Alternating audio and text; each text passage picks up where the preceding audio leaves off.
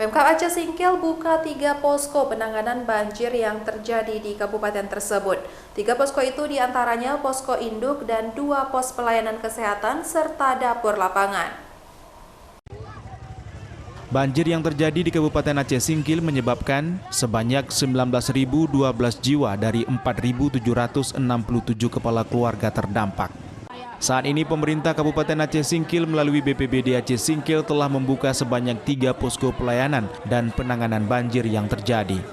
3 posko itu diantaranya 1 posko induk yang berada di kantor BPBD Aceh Singkil dan 2 dapur lapangan sekaligus posko kesehatan yang berada di Desa Siti Ambia dan Ujung Bawang, Aceh Singkil. Kepala Seksi Kedaruratan dan Logistik BPBD Aceh Singkil, Safrizal, mengatakan pada dapur lapangan petugas menyediakan makanan bagi warga terdampak banjir.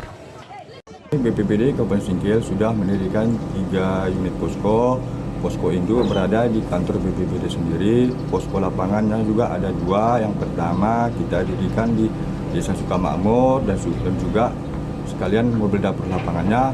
Yang kedua di Desa Ujung Bawang dan juga sekalian mobil dapur lapangannya. Sementara itu, salah satu perusahaan di Kabupaten Aceh Singkil, PT Napasindo, juga telah mendirikan posko dan dapur umum bagi karyawan perusahaan yang mengungsi akibat terdampak banjir. Posko penanganan dampak banjir terhadap karyawan milik PT Napasindo itu berada di lokasi Kebun Kota Aman. Dari Kabupaten Aceh Singkil, Suparman Munte, iNews melaporkan.